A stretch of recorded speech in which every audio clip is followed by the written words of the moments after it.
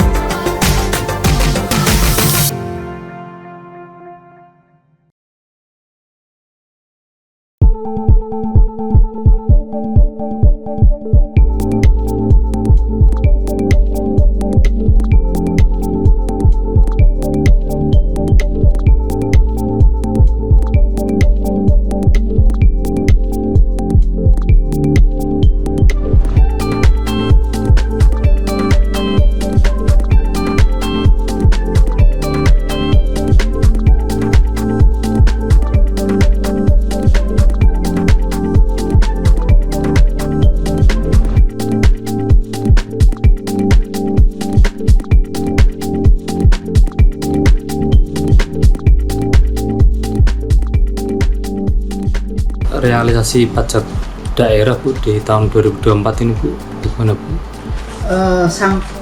Data per tanggal 19 Desember 2024 ini realisasi kita dari pajak daerah di Kabupaten Kudus sudah mencapai 104,95%. Artinya sudah ada peningkatan dari target yang ditetapkan sebesar 189.898.112.000 terrealisasi sampai dengan 19 Desember 199.856.857.702 rupiah.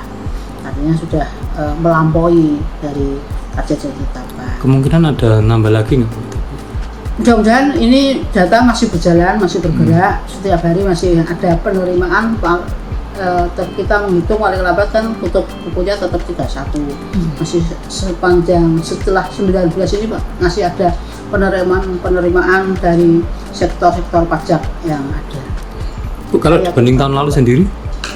Ada kenaikan ya, dari target tahun 2023 itu targetnya sebesar 74.288.764.000.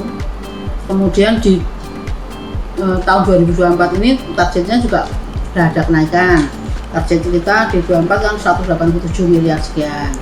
Nah, di 2023 data per 31 Desember itu realisasinya 104%. Itu per 31 Desember ya. Nah, kita ini per 19 Desember sudah 104,9. Artinya kita dari sisi nominal jumlahnya juga sudah meningkat, realisasinya kita baru ini posisi data per 19 sudah 104. Berarti ya, ada peningkatan. Positif berarti Bu ya? Iya. Alhamdulillah positif. Bu, untuk variabel-variabel dari pajak sendiri, capaian pajak apa, ada pajak apa aja Bu di Kudus ini? Jadi pajak daerah yang ada di Kabupaten Kudus meliputi pajak hotel, pajak restoran, pajak hiburan, pajak reklame, pajak penerangan jalan, kemudian pajak parkir, pajak air tanah, pajak mineral bukan logam dan batuan atau MBLB, kemudian pajak sarang burung walet, pajak PBB P2, dan terakhir pajak BPHTB atau pemindahan hak, biaya perolehan hak atas tanah dan bangunan. Penyumbang paling besar? Penyumbang paling besar ini dari PBB P2, yaitu dari targetnya 45 miliar, realisasi sampai dengan 19 Desember sudah mencapai 47.942 juta sekian, sudah mencapai 106,54%. Ada yang tidak sampai target Bu di antara objektif pajak itu? Ada yang tidak belum memenuhi target itu pajak sarang burung walet. Ini dari targetnya 9 juta karena memang trennya juga menurun, hanya objeknya juga menurun, jadi ada yang sudah tidak melanjutkan usaha ini. Jadi targetnya hanya 9 juta, baru terrealisasi 5.564.400, baru 61,3%.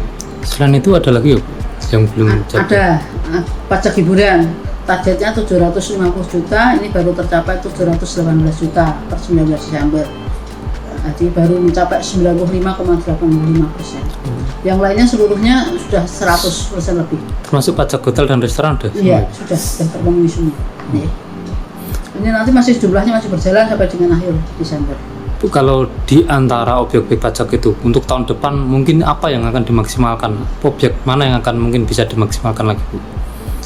Tahun 2025 di samping tetap pajak PBB P2 itu memang andalan. Kemudian harapan kita juga BPHTB juga. Tapi BPHTB ada sedikit menjadi catatan kami karena ada kebijakan 3 juta rumah itu dan pembebasan BPHTB untuk masyarakat berpenghasilan rendah MBR itu. Jadi mungkin ini agak tantangannya kita. Jadi dari sisi regulasi ada pembatasan yang kita harus memberikan BPHTB 0 rupiah terhadap beberapa objek pajak yang untuk masyarakat berpenghasilan rendah.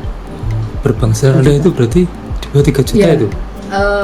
Nanti itu tergantung perpu atau perdanya dari dinas PKPLH mungkin yang akan mengatur. Jadi MBR-nya itu ketentuan batas penghasilannya berapa untuk transaksi yang di bawah, transaksi rumah di bawah 200 juta kayaknya itu tidak dikenai pajak. Iya, BPHTB. Ini kan potensi kita ada penurunan, tapi kita berharap itu bisa bertahan aja, berarti sudah bagus. Kemudian ya hotel, alhamdulillah semua hotel di sini sudah sebagai wajib pajak sudah maksimal. Harapan kita yang lain ya ini dari option pajak kendaraan bermotor. Ada penambahan option. Option itu kan sebenarnya pajak kendaraan bermotor itu kan merupakan pajak provinsi.